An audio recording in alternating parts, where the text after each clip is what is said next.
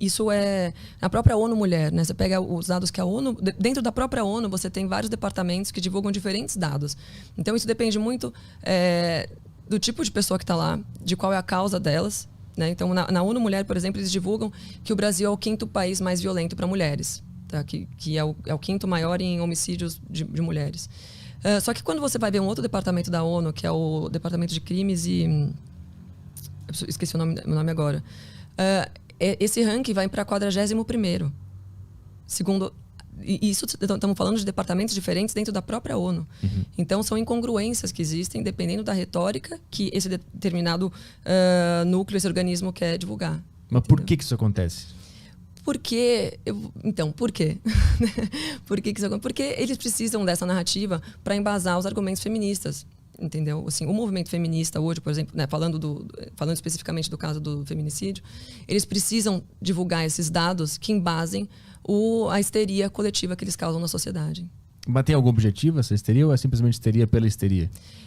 Eu acho que é uma histeria pela histeria. Eu acho que a gente está vivendo um momento de sentimentalismo muito exacerbado da sociedade, as pessoas estão... É aquela história, né? Tempos fáceis geram homens fracos. E a gente está nesse momento de homens fracos, né? De pessoas fracas. Inclusive de mulheres muito fracas. Muito mais, elas que se dizem tão empoderadas hoje, né?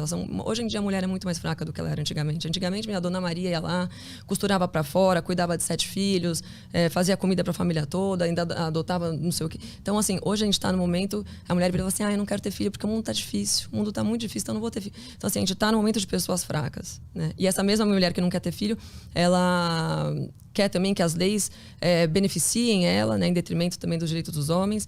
E, enfim, é tudo uma questão de vitimismo também e de momento de fraqueza das pessoas. Eu acredito nisso. Tu acredita que existe algum ponto positivo no movimento feminista? De forma alguma. Ajudou em alguma coisa? Eu quando comecei a me posicionar como antifeminista, eu me posicionava como uma pessoa que era contra o movimento feminista atual. E aí, conforme eu fui estudando, conforme eu fui, né, conhecendo pessoas também que estavam nessa há um tempo e tal, eu fui descobrindo que ele foi, tipo, uma merda desde que ele nasceu, assim. Como ele nunca assim?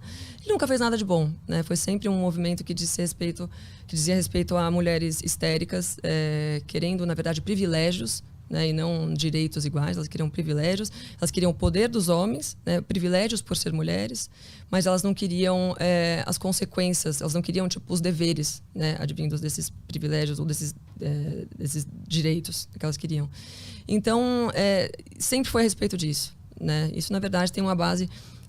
Aí você vai voltando, você vai até a Revolução Francesa, né, onde tiveram lá as proto-feministas, que já eram mulheres revolucionárias, né? É um movimento da esquerda, o feminismo, não adianta. Eu sou feminista da direita. Não, você não é, isso não existe. Isso não existe, é tipo um quadrado redondo. Então, quando você pega as proto-feministas, Mary Wollstonecraft, Olympe de Gouges e tal, que foram mulheres as primeiras que levantaram as pautas feministas, que não necessariamente eram feministas, mas as que precederam o movimento, sufragista principalmente, eram todas mulheres revolucionárias, esquerdistas. Não existia o conceito de esquerda, mas é o que a gente chamaria de esquerda hoje. Então, foi um movimento que sempre diz respeito à vitimização, anticristianismo também, né? Todas as expoentes feministas eram contra a igreja, eram contra o cristianismo. Contra o sistema patriarcal, né, que elas endemonizam, né, que na verdade a gente sabe que não é para ser endemonizado. Mas então, por exemplo, o movimento sufragista no Brasil, né, que elas falam, porque a gente conseguiu a conquista do direito ao voto. Cara, é assim, as sufragistas no Brasil eram um grupo pequeno de mulheres de elite, tá, que não tinham o que fazer e que nas horas vagas se reuniam ali entre si para falar sobre política e tal. Então elas queriam ter uma participação maior na política. Só que eram mulheres. Você pensa que há mais de 100 anos, né, quando ocorreu o sufrágio no Brasil, não existia mídia social, não existia nada, você tinha o quê? Jornal. E olhe lá.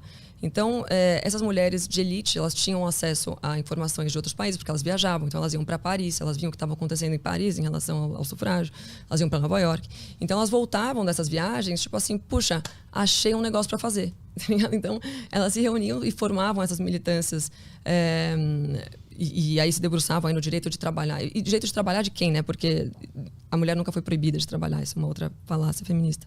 Mas então elas se reuniam para fazer burburinho, entendeu? E aí quando elas falam que elas conquistaram o direito ao voto, é uma outra grande falácia, né? Porque isso se deu lá em 1932, enfim, não sei se você quer entrar nesse assunto agora, mas... Não, pode explicar. Não foi o movimento feminista não lutou pelo direito ao voto, mas não foi ele que conquistou? Luta, é isso? Né? A própria tem uma feminista na segunda onda, que é uma das mais famosas, né, que é a Simone de Beauvoir, que ela mesma assumiu. Ela falava que o movimento feminista nunca passou de agitação simbólica, né? Ela fala isso nos livros dela. E de fato, foi agitação simbólica e foi uma perda de tempo, né? As feministas no Brasil que lutavam, que iam para as ruas, né? Era um movimento de 100 mulheres, 150 mulheres indo ali na rua com cartazes, né? A gente quer voto e tal.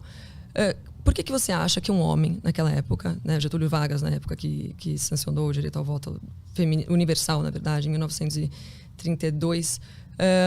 você acha mesmo que um presidente naquela época, um ditador, né, que depois ele veio se tornar um ditador, ele ainda não era, por que você acha que ele sucumbiu à gritaria de um grupo pequeno de mulheres histéricas? Você acha mesmo que foi por pressão das feministas que esse cara foi lá e decretou o direito ao voto universal?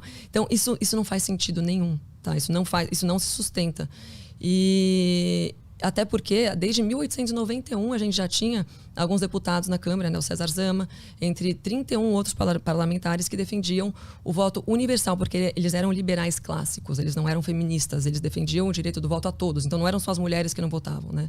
Era o direito de determinado grupo de homens também, que acho que, se não me engano, você precisava ter alguns pré-requisitos, inclusive o alistamento ao exército, né? Você precisava, acho que isso também era o principal, né? Um direito civil vem como obrigação civil. Isso não era pré-estabelecido, mas uma vez que você serve ao exército, você dá a sua vida para defender a sua pátria, a sua família, nada mais justo que você possa escolher o representante daquele país, certo? E as mulheres não davam a vida delas, né, nas guerras. Então, isso também era um outro ponto, mas mesmo assim existia esse grupo de parlamentares liberais que defendiam o voto feminino.